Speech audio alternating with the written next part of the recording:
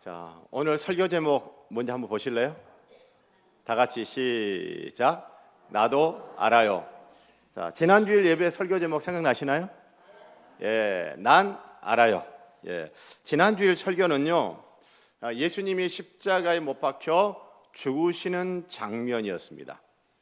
자, 그런데 그 예수님 십자가에서 죽으실 때 내가 왜 이런 고난을 당하면서 죽어야 되는지, 내가 왜 이런 비참한 죽음을 당해야 되는지, 내가 이 젊은 나이에 왜 죽어야 하는지 아무것도 모른 채 죽은 것이 아니었다라는 걸 우리는 확인했어요.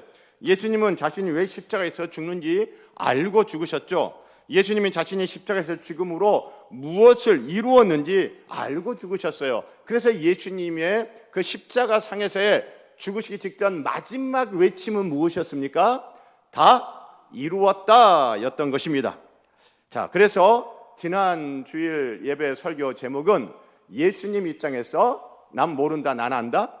난 안다. 그래서 난 알아요로 설교 제목을 잡았던 것이죠. 자, 오늘 성경 본문은요, 예수님이 십자가에서 죽으신 후에 일어난 일에 대해서 우리에게 소개를 해주고 있습니다. 그리고 예수님이 십자가에서 죽으신 후에 일어난 일을 예수님의 한 제자가 보고 알게 된 것이 무엇인지를 우리에게 전해주고 있습니다. 자, 예수님의 한 제자가 예수님이 십자가에서 죽으신 후에 일어난 일을 보았는데, 예수님이 십자가에서 죽으신 후에 일어난 일을 요한복음은 두 가지를 소개해주고 있습니다. 다른 복음서에서는 말하지 않고 요한복음만 독특하게 남다르게 이 두 가지 일을 소개해주고 있어요. 예수님이 십자가에 죽으신 후에 일어난 첫 번째 일은 로마 군인이 예수님의 다리를 꺾지 않았다라는 겁니다. 33절의 내용이요. 그리고 두 번째는 무엇이냐면 로마 군인이 예수님의 옆구리를 창으로 찔렀다라고 하는 것입니다. 그게 34절입니다. 자, 그래서 예수님의 한 제자가 이 두 가지 일을 보고 알게 된 것을 전해주는 내용이 오늘 성경 본문이에요. 35절 보면 이를 본 자가 증언하였으니. 자, 그래서 이 시간 첫 번째, 로마 군인이 예수님의 다리를 꺾지 않은 것을 보고 제자는 무엇을 알게 되었을까를 살펴보려고 합니다. 자, 그날 예수님만 골고다 언덕에서 십자가 처형을 당한 것이 아니에요. 예수님 오른편에 한 사람, 왼편에 한 사람. 그래서 그날 골고다 언덕에서 예수님과 함께 세 사람이 십자가 처형을 당하고 있습니다. 그런데 로마 군인들이 예수님 오른쪽에 있는 사람, 왼쪽에 있는 사람의 다리는 꺾어버렸어요. 여러분, 이 십자가 처형은요, 사형수로 하여금 고통을 가장 많이, 가장 오래 겪으며 죽게 하는 잔혹한 사형 방식입니다. 그래서 십자가에 못 박힌 사형수는요, 하루, 이틀, 아니 그 이상의 시간이 지나고서야 죽습니다. 예수를 십자가에 못 박으라고 아우성쳤던 유대인들의 입장에서는요, 예수가 십자가에서 빨리 죽어 내려오는 길을 바랬을까요? 아니면 예수가 십자가에서 오래오래 고통을 당하다가 죽은 다음에, 오랜 다음에, 시간 지난 다음에 내려오기를 바랬을까요? 그렇죠. 예수를 십자가에 못 박으라고 아우성쳤던 유대인들의 입장에서는요, 예수가 십자가에서 오래 고통을 당하다가 오랜 시간 동안 십자가에서 고통을 당하다가 죽기를 바랬던 거예요. 그것이 유대인들이 원하는 그림이었을 것입니다. 그런데 웬걸? 오히려 유대인들이 예수를 포함하여 사형수들을 빨리 죽여서 그들을 십자가에서 내려오게 해달라고 빌라도 총독에게 요청합니다. 아니, 왜 유대인들이 갑자기 양심의 가책을 받아 마지막에 선처를 베풀려고 하는 것일까요? 왜 그럴까요? 그것은 십자가 처형이 집행되고 있는 날 시간적 배경 때문입니다. 31절 보면 이날은 예수님 십자가에 못 박힌 날이죠. 이 날은 금요일입니다. 여러분, 이날 안식일 전날이에요. 유대인들의 안식일은 금요일 오후 6시부터 토요일 오후 6시까지입니다. 자, 요한복음 19장에 보면 예수님이 빌라도 총독에 의해서 십자가 사형 선고를 땅 받은 시간이 금요일 아침 6시예요. 14절 보면 이 날은 유월절의 준비일이요 때는 제6시라. 금요일 아침 6시에 총독 빌라도가 예수 십자가 사형 땅 선고를 했습니다. 그리고 예수님이 십자가를 짊어지고 골고다 언덕을 향해 올라가서 3시간 뒤 금요일 아침 9시에 십자가에 못 박히셨습니다. 그리고 오후 6시 십자가에 못 박힌 지 6시간 후 금요일 오후 3시에 예수님 십자가에서 운명하셨습니다. 그러면 예수님이 십자가에 죽으시고 몇 시간 뒤에 안식일이 시작되는 거예요? 3시간 뒤에 안식일이 시작되는 것입니다. 자, 그런데 그 내일 안식일이 큰 날이래요. 31절 보세요. 이 날은 준비일이라. 유대인은 그 안식일이 작은 날, 큰 날이래요. 안식일이 이렇게 있는데 우리로 치면 주일이 쉬운 2번 있잖아요. 52주 주일이 있어요. 유대인들 안식일, 아니 이 안식일은 무슨 날인데 큰 날이라고 하는가라고 하면, 유대인들의 큰 명절이 있잖아요. 유월절, 칠칠절, 초막절, 3대 명절이 있잖아요. 이 3대 명절과 안식일이 딱 겹치면, 안식일인데 그날이 유월절이야. 안식일인데 그 안식일 날이 또 칠칠절이에요. 안식일인데 그날이 곧 또 초막절이에요. 이렇게 안식일과 명절이 겹치게 되어지면 그 안식일은 작은 날, 큰 날이다라고 하는 겁니다. 우리 식으로 이해한다면 이런 거예요. 1년 52주일이 있잖아요. 주일이 있는데 부활주일, 2주 뒤에 있는 맥주감사주일, 가을에 있는 추수감사주일, 주일은 주일인데 그런 큰 절기가 있는 주일은 큰 날이다라고 유대인들은 이야기를 하는 것입니다. 자, 그러니까 31절에 이날은 준비일이라고 하는 것은 유월절 준비일인 것이죠. 자, 31절 이날은 준비일이라. 유대인들은 그 안식일이 큰 날이므로 그 안식일에 시체들을 십자가에 두지 아니하려 하여. 여러분, 큰 명절입니다. 하나님이 자기들을 구원해 주신 것을 기억하고 기념하며 하나님께 감사하며 하나님께 예배드리고 모이는 큰 축제인데, 큰 축제가 이제 내일부터 시작될 거예요. 그런데 그 예루살렘의 성벽 바로 바깥에 십자가 3개에 사형수가 벌거벗겨진 채 매달려가지고 사람이 죽어가고 있다라고 하면, 여러분 이 축제의 분위기와 이 십자가 처형은 여러분 분위기가 어울려요, 안 어울려요? 안 어울려인 거예요. 그래서 자기들이 하나님께 이 명절, 이 하나님께 축제를 드리는데, 이 십자가는 있으면 안 되겠다 해서 빨리 이 사형수들 빨리 죽여버리고 십자가에서 이 시체를 빨리 끌어내리자라고 해서 다리를 꺾어버리는 거예요. 그래서 32절 군인들이 예수님과 함께 못 박힌 좌우 2사람의 다리를 꺾어버립니다. 그것은 이 2사람은 십자가에서 그 시간에 죽었다 아니면 아직 살아있다, 살아있기 때문에 다리를 꺾어버린 거예요. 자, 여러분 십자가 사진을 하나 보면서 제가 잠깐 설명하겠습니다.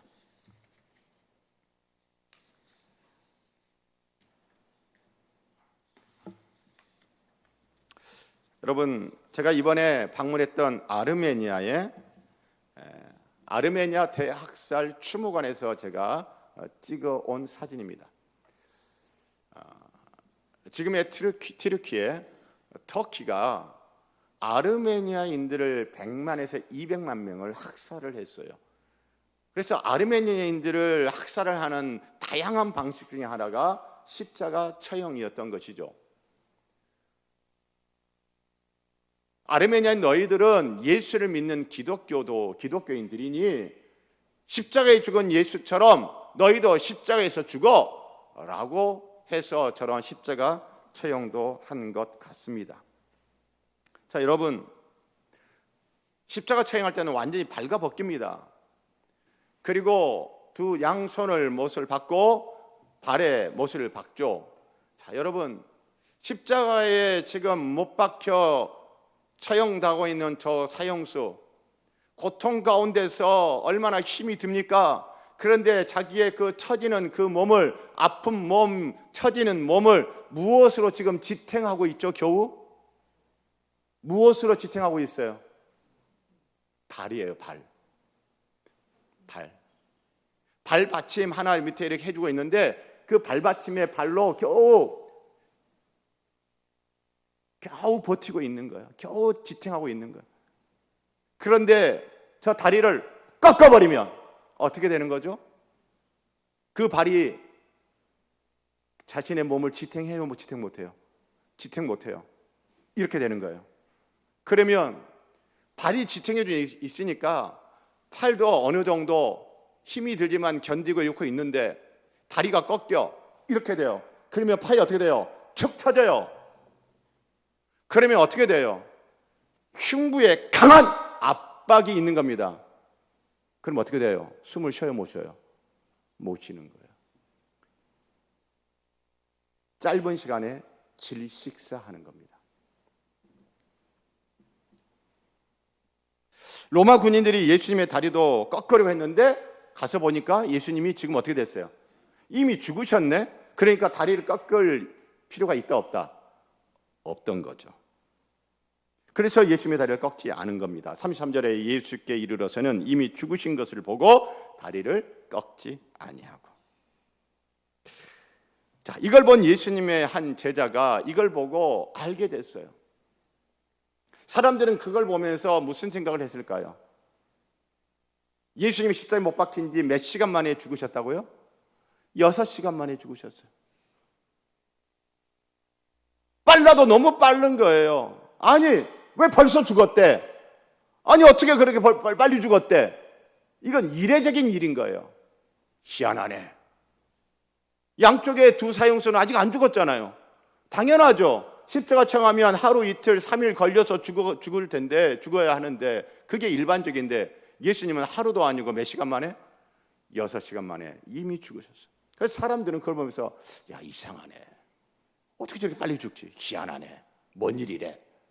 이런 생각, 이런 말만 했겠죠. 그런데 이것을 본 예수님의 한 제자는 알게 됐대요. 무엇을 알게 됐대요? 36절, 이 일이 일어난 것은 그 뼈가 하나도 꺾이지 아니하리라 한 성경을 응하게 하려 함이라. 어떤 성경 말씀이 성취라는 거예요? 여러분 가진 성경을 보면 그 뼈를 36절에 그 뼈가 거기에 기억이라고 되어 있잖아요. 기억. 성경 맨 아래 가면 기억해가지고 여러 성경 구절을 인용해 놨는데 그 중에 첫 번째 인용한 성경 구절이 뭐예요? 출애굽기 12장 46절이에요. 이것은 여러분 히브리인들이, 이스라엘 사람들이 애굽에서 400년 동안 종살이하며 살고 있었는데 하나님이 모세라는 지도자를 보내가지고 이 히브리인들을 출애굽 구원하시는 그 이야기 속에 애굽에 10가지 재앙을 내는데 10번째 재앙이 무엇입니까? 모든 집의 장자, 그리고 그 집의 짐승의 첫 새끼까지 다 죽는 거예요. 그날 밤에. 그 유월절 밤, 하나님이 유월절 규례에 대한 이야기를 하면서 야, 너희들은 어린 양을 잡아라. 어린 양을 잡아서 어린 양의 피는 너희들의 집에 문설주와 임방에 어린 양의 피를 발라라. 그러면 죽음이 넘어갈 것이다. 너희는 살고 구원을 받을 것이다. 그리고 그 잡은 어린 양을 그 밤에 식구들이 같이 모여서 먹어라 라고 하는 유월절 규례를 이야기하는데 출애굽기 22장 46절 제가 낭독해 드릴게요. 한 집에서 먹되 그 고기를, 어린 양, 그 양고기를 조금도 집 밖으로 내지 말고 뼈도 꺾지 말며. 자, 유월절 어린 양은 뼈를 꺾으라 꺾지 말라? 꺾지 말라라고 하나님이 말씀을 하셨어요. 자, 그래서 예수님이 십자가에서 죽으신 이후에 로마 군병들이 예수님의 다리를 꺾지 않은 것을 보면서 이 제자는 십자가에서 다리가 꺾이지 않고 죽으신 예수님이 바로 뼈가 꺾이지 않은 유월절 어린 양이시구나, 할렐루야 라고 알았다는 것입니다. 여러분, 오늘 본문에서 예수님 십자가에 죽으신 후에 로마 군인이 하지 않은 것, 다리를 꺾지 않았다는 것 하나를 우리에게 소개해주고 있고, 로마 군인이 한 행위 뭐예요? 예수님의 옆구리를 창으로 찌른 것을 소개해주고 있는데, 로마 군이 예수님 옆구리를 쿡 찔렀어요. 왜 찌른 거예요? 진짜 죽은 거 맞아? 6시간 만에 십자가 사이수가 죽는 것은 지금까지 본 적이 있다 없다? 없다. 이상한 거예요. 혹시 혼절한 거 아니야? 싶기도 하고. 그래서 진짜 죽었는지 확인하기 위해서 확인 사살 차원에서 예수님의 옆구리를 창으로 푹 찔렀어요. 찔렀더니 예수님의 옆구리에서 무엇이 쏟아져 나왔어요? 피와 물이 흘러 나왔어요. 34절, 그중 한 군인이 창으로 옆구리를 찌르니 곧 피와 물이 나오더라. 여러분, 유월절 어린 양, 그 피를 문설자 임방에 바르면 죽음이 넘어갑니다. 살게 되어지고 구원을 받습니다. 여러분, 그런데 죄의 삭은 뭐라고요? 사망이에요. 그런데 죄의 문제 해결되어 버렸잖아요. 어린 양의 피로 죄의 문제는 해결되어졌어요. 그래서 구원을 받게 되어지는 거죠. 그래서 요한복음의 저자 요한에게 예수님의 피는 무엇이냐 하면, 요한일서 1장 7절에 보면 그 아들 예수의 피가, 그 아들 예수의 무엇이? 피가 우리를 모든 죄에서 깨끗하게 하실 것이요, 할렐루야. 사랑하는 성도 여러분, 예수님의 몸에서 흘러나오는 그 피, 유월절 어린 양의 그 피가 우리의 죄를 사하며, 그래서 죄로 말미암아 죽어야 하는 우리를 죽지 않고 살게 하셨고, 그래서 그 예수의 피를 믿는 자는 구원을 받는 것입니다. 자, 그러면 물은 무엇일까요?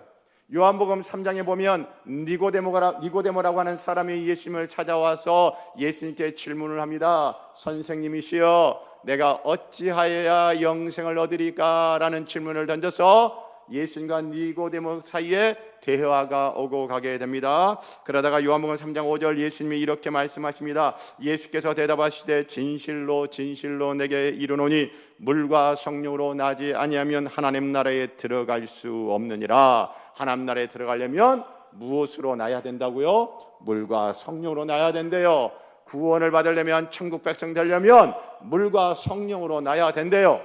여기서 물과 성령으로 나야 된다. 물이 무엇이냐에 대해서는 제가 요한복음 3장 설교할 때 말씀을 드렸고, 예전에 제자 훈련하면서도 제가 설명을 했습니다. 물과 성령은 물 앤드 성령이 아니라 물, 즉 성령이다. 그러니까 물은 곧 무엇이다? 성령이다. 우리가 예수 믿어 구원받고 하나님 백성 되어지고 천국 백성 되어지는 우리의 구원은 전적으로 성령님 그분의 역사다. 성령의 그분의 역사로 우리는 믿게 되어지고 구원받게 되어지는 것이다 라고 하는 것입니다.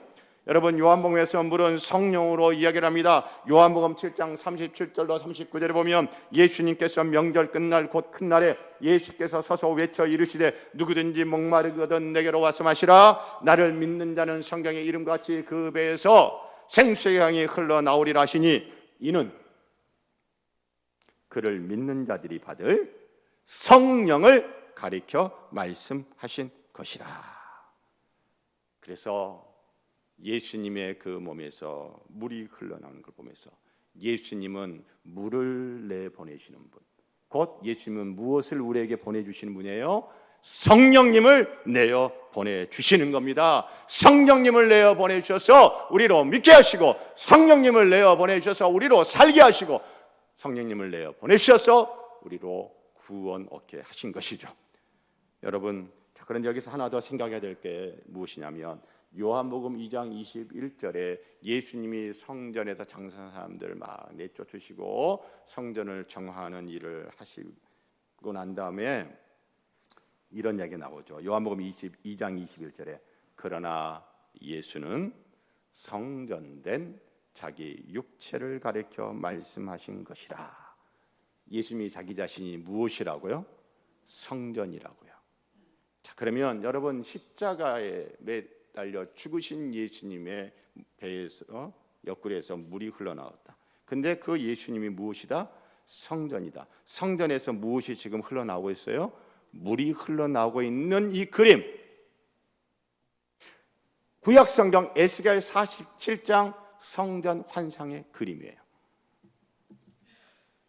구약성경 에스겔 47장 1절에 보면 그가 나를 성전 문에 이르시니 성전의 앞면이 동쪽을 향하였는데 그 문지방 밑에서 물이 나와 동쪽으로 흐르다가 성전 문지방에서 뭐가 흘러나온다고요? 물이 흘러나온대요. 어느 쪽으로 물이 흘러나와요? 동쪽으로 물이 흘러나온대요. 그럼 동쪽으로 흘러가겠죠. 그래서 8절에 그가 내게 이르시되 이 물이 동쪽으로 향하여 흘러 아라바로 내려가서 바다에 이르니. 여러분, 예루살렘 성전 동쪽에 있는 바다는 무슨 바다인가요? 예루살렘 서쪽으로 가야 지중해 바다가 있어요. 예루살렘 동쪽으로 내려가면 있는 바다가 뭐예요? 사해, 염해라고 부르는 사해에 큰 호수가 있는데 그 바다라고 부릅니다. 그 바다에 이르니 이 흘러내리는 물로 그 바다의 물이 되살아나리라. 이스라엘 가보신 성도님들은 여러분 기억나실 거예요. 그 사해 염해는 염도가 너무 높아서 그 사해 염해에는 물고기가 살아요, 못 살아요? 물고기 못 살아요. 물고기 없어요. 그래서 죽은 바다 사해라고도 하잖아요. 그리고 그 사해 주변에 수풀이 우거져 있고 산림이 우거져 있고 막 과실수가 막 있고, 여러분 그런 거 보셨어요? 사해 주변은 어때요? 황량합니다. 황량합니다. 바로 그 죽은 바다를 성전에서 흘러내려간 물이 어떻게 한다고요? 살린대요.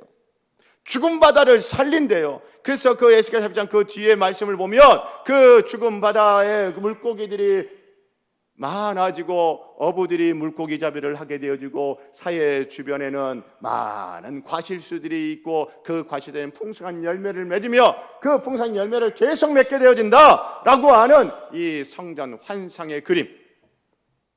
그러니까 예수님의 십자가의 죽음을 후에 로마 군인이 예수님의 뼈를 쿡 찔렀을 때 물과 피가 확 쏟아졌을 때 다른 사람들은 그걸 보면서 무슨 생각했어요?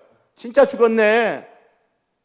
야, 6시간 만에 죽었다는 건 내가 못 믿었는데 어떻게 그럴 리는 없는데 했는데 물과 피가 확 쏟아진 걸 보고 사람들은 진짜 예수 죽었구나 이 정도 생각밖에 못했어요. 그런데 예수님의 이 한 제자는 물과 피가 쏟아지는 그 예수님을 보면서 아, 그렇구나. 십자가에서 피와 물을 쏟으신 예수님이 바로 나의 모든 죄를 깨끗하게 씻어주시는 분이시구나. 할렐루야. 그리고 그 예수님이 성전된 예수님의 물을 흘려내 보내주심으로 성령을 보내주심으로 죽은 바다 사이를 살리고 풍성하게 하는 것처럼 나를 살리고 나로 하여금 풍성한 삶을 살게 하시는 분이시구나. 할렐루야. 그래서 요한복음 10장 10절 예수님이 말씀하셨습니다. 내가 온 것은 양으로 생명을 얻게 하고 더 풍성히 얻게 하려 함이라. 할렐루야. 사랑하는 성도 여러분,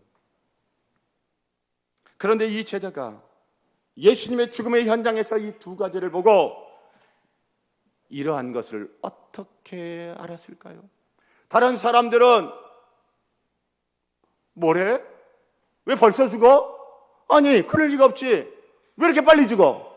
야, 그거 혼절한 거 아니야? 에이.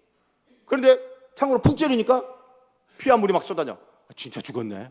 야, 희한하네요. 아니 예수님 이렇게 빨리 죽었대. 뭐 이런 생각, 이런 말밖에 안 했을 텐데 이 제자는 십자가에 죽으신 예수님이 6월절 어린 양이셨구나.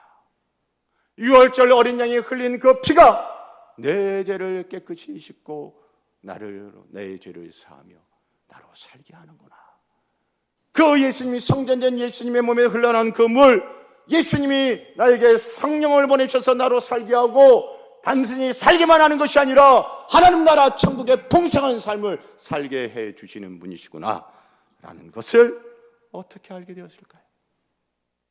오늘 성경이 이야기하는 것은 일단 한 가지 있습니다. 그게 뭔가요? 구약 성경. 성경 말씀 떠오른 거예요. 그렇지, 구약 성경이 그렇게 이야기했지. 구약 성경이 그렇게 이야기했지. 구약 성경이 그렇게 이야기. 그게 딱딱 맞으면서 예수님이 그런 분이시구나 라는 것을 알게 되었다는 겁니다. 사랑하는 성도 여러분, 구약 성경 참으로 중요해요. 제가 여러 번 말씀드렸지만 제가 대학교 1학년 겨울방학 때 제 인생 처음으로 구약 통독을 했어요. 창세기에서 말라기까지 매주 답을 달아가면서 구약 통독을 했어요. 2달 동안. 그렇게 2달 동안 구약 통독을 하고 나니까요, 제 눈이 열려요. 신약 성경을 읽고 연결이 되어지는 거예요. 이게 이런 거구나 라고 알게 되어져요. 그러면서 제 믿음이 어때요? 믿음이 생기는 거예요. 믿음이 어떻게 돼요? 자라는 거예요. 제가 초등학교 때 처음 교회를 발을 들여놨다가 다른 도시로 이사 가면서 이때가 교회를 떠날 수 있는 절호의 찬스다 싶어가지고 교회에 아예 발을 안 디뎠거든요. 교회 재미없으니까. 내가 왜 교회를 다녀야 돼? 부모님도 안 다니시는 교회, 내가 왜 교회 다녀야 돼? 뭐가 뭔지도 모르겠는데. 그래서 교회 안 갔어요. 그런데 고등학교 기독교 학교 미션스쿨로 딱 배정이 돼버렸네. 또 교회 가래요. 친구가 교회 가재요. 그래 나갔어요. 그렇게 수년 동안 교회를 다녔지만 전 믿음이 없었어요. 그런데 하나님 성도 여러분, 따라서 하시길 바랍니다. 아는 만큼 보인다. 다시 한번, 아는 만큼 보인다. 대학교 1학년 겨울방학 때 2달 동안 구약 통독을 했더니 알게 되는 거예요. 알게 되니까 보이는 거예요. 그러니까 믿음이 생기는 거예요. 믿음이 자라는 거예요. 그러면서 천국의 풍성한 삶이, 하나님 나라의 백성의 풍성한 삶이 무엇인지 알고 제가 누리게 되어지는 거예요. 할렐루야. 제가 사진 하나를 또 보여드리려고 합니다. 제가 이번에 방문한 아르메니아에서 제가 찍어온 사진인데, 아르메니아 정교회 예배당 안의 사진이에요. 아르메니아 정교회는요, 하늘에서 두 눈으로 그 예배당을 딱, 교회당을 찍으면 어떻게 되느냐면 십자가 형태예요. 십자가 형태. 그리고 십자가에 양 날개가 있잖아요. 한쪽 날개 한쪽에 가보니까 저런 구조물이, 설치물이 있더라고요. 돌로 만들어져 있어요. 제가 이미 설명을 친절하게 해드렸습니다. 다 함께 시작. 아르메니아 정교회 유아 세례대. 그래서 유아 세례대만 제가 다시 크게 보여드릴게요. 자, 여러분, 석조물로 이렇게 돼 있어요. 그런데 맨 위에 뭐로 이렇게 덮어져 있죠. 보자기 같은 천으로 덮어놨어요. 그런데 그 위에가 평평한 것 같아요? 움푹 들어간 것 같아요? 움푹 들어갔어요. 저기서 유아 세례를 합니다. 그러면 물을 머리에 이렇게만 할 것 같아요? 물에 그냥 훅 담글 것 같아요?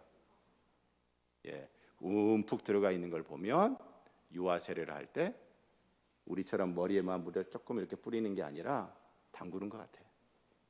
자, 여러분, 그런데 돌로 만들어져 있어요. 옮기는 게 쉬워요? 옮기는 게 어려워요? 그렇다면 아르메니아의 정교회의 교회당 안에는, 예배당 안에는 유아 세례대가 항시 있는 겁니다. 강대상이 항시 있는 것처럼, 성찬대가 항시 있는 것처럼, 피아노 오르간이 항시 있는 것처럼, 저런 악기들이 항시 있는 것처럼 유아 세례대가 항시 있다는 거예요. 그렇다면 여러분, 아르메니아 정교회는 유아 세례 어쩌다 한 번 하는 것 같아요? 자주 하는 것 같아요? 자주 하는 겁니다.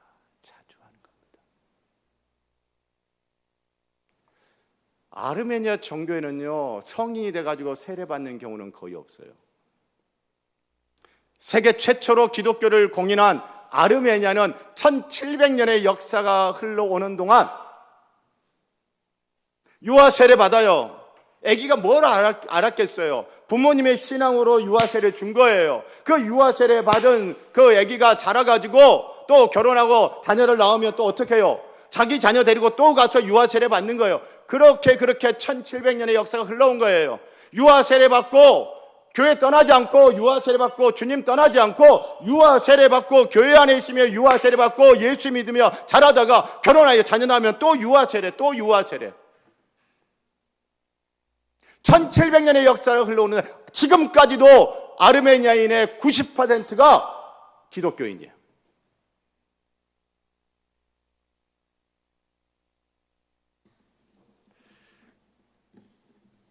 다른 관광객들, 여러분 조지아, 아르메니아를 가면 관광 코스의 90%가 교회 수도원이에요.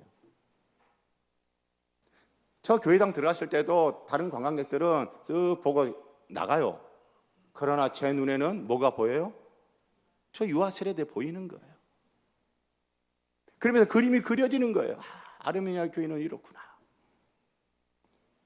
제가 조지아 정교회, 아르메니아 정교회 그 관광팀이 들어갔을 때 예배 드리고 있더라고요.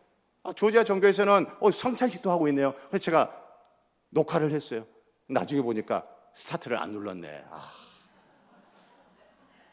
그래서 제가 그 뒷부분만 조지아 정교회 그 녹화를 하게 됐는데 너무 안타까워요.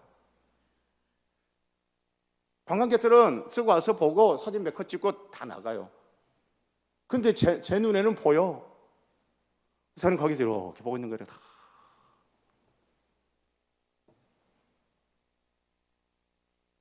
사랑하는 성도 여러분,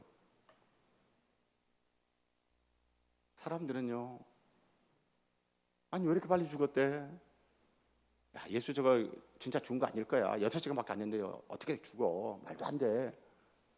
푹 찔렀는데 피와 물이 나오네. 진짜 죽었네. 와, 희한하다. 별일이 다 있네. 바로 이것을 보고 한 제자는 알게 되는 거예요. 유월절 어린 양. 어린 양의 그 피가 내 죄를 사고 나로 살게 했구나. 성전이신 예수님이 흘려내고 계시는 그 물, 성령을 보내셔서 나로 살게 하고 천국의 풍성한 삶을 살게 하시는구나. 할렐루야. 이것을 알게 된 거예요. 35절 함께 낭독합니다. 이를 본 자가 증언하였으니 그 증언이 참이라. 그가 자기의 말하는 것이 참인 줄 알고 너희로 믿게 하려 함이니라. 자기가 알게 됐어요. 그래서 이것을 우리가 알려주는 거예요. 뭐 하라고요? 우리도 믿었으면 좋겠다는 거예요. 우리도 믿었으면 좋겠다는 거예요. 우리도 믿고 죄산 받고, 우리도 믿고 구원받고, 우리도 믿어 살고, 우리도 믿어 풍성한 삶을 살았으면 좋겠다는 겁니다. 제가 사랑하는 성도 여러분, 아는 만큼 보입니다. 구약 성경 잘 모르시겠어요? 지금이라도 읽으세요. 여러분, 교회 전례도 중요합니다. 유대인들 유월절 식사할 때 유월절 양을, 어린 양 잡을 때 다리를 꺾는다 안 꺾는다? 안 꺾는다. 그럼 자녀가 물어볼 거 아니야. 아빠, 엄마, 왜 유월절 어린 양의 다리는 꺾지, 뼈는 꺾지 않아? 하나님이 이렇게 말씀하셨단다. 여러분, 교회의 전례도 상당히 중요합니다. 우리 교회는 1년에 성찬식을 3번 합니다. 2번 하는 교회도 있습니다. 3번밖에 하지 않는 이 교회의 중요한 성례라는 이 전례, 그때만큼은 제가 제발 좀 빠지지 마시고, 다른 날은 혹시 못 오셨더라도 이날만큼은 꼭 오셔서 성찬에 참여하시면 좋겠습니다 라고 제가 매년 부탁하고 또 부탁합니다. 별거 아닌 것 같아요. 그러나 그 전례를 참여하면서 왜 빵을 준대, 왜 포도를 준대, 그러면서 예수님을 기억하고 예수님을 소개하게 되는 거예요. 그게 축적이 되어지는 거예요. 그것이 어느 순간에 그렇구나라고 하면서 믿음의 스파크가 일어나게 되는 거예요. 여러분, 에스겔 환상, 성전 동쪽으로 물이 흘러가는 바다, 뭔 바다? 여러분, 성경 지리를 알면 보이는 거예요. 거기에 사이가 있지, 여매가 있지. 그리고 지리를 알면 그 사이의 주변에 나무들이 아무것도 없다는 것도 알게 되어지는 거예요. 와! 그런데 성전에서 나온 그 물이 그 죽은 바다 사이를 살려 물고기가 살게 해, 수많은 과실수가 있게 해, 바이주스가 풍성한 열매를 맺고 계속 맺게 와 아는 만큼 보이는 거예요. 그리고 예수님이 하신 말씀들 그냥 들었던 거예요. 들었던 거는 나중에 그게 그때 예수님이 이런 말씀하셨지. 여러분 주일 예배 때 아니면 교회 오셔가지고 목사가 설교하는 거 그냥 들으세요. 어떤 때는 은혜도 받고 어떤 때는 은혜를 못 받을 때도 있고, 그런데 어느 순간 필요할 때 그때 들었던 말씀이 생각나면서 믿음의 스파크가 일어나는 거예요. 할렐루야.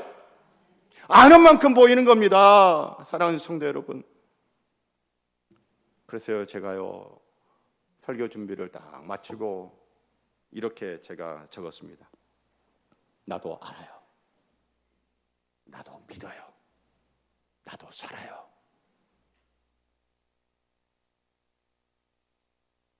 이 마음으로 오늘 성경 말씀을 우리에게 남겨준 것입니다. 사랑하는 성도 여러분, 한번 외쳐볼까요? 나도 알아요. 나도 믿어요. 나도 살아요. 그런데 아는 것도 없으면서 나도 알아요! 이게 아니라 진짜 나도 알아요. 알고 믿으시고 사시기를 축복합니다. 기도하겠습니다. 하나님 아버지, 알고 믿고 살고 살되 풍성한 삶을 살기를 원합니다. 예수님 이름으로 기도합니다. 아멘.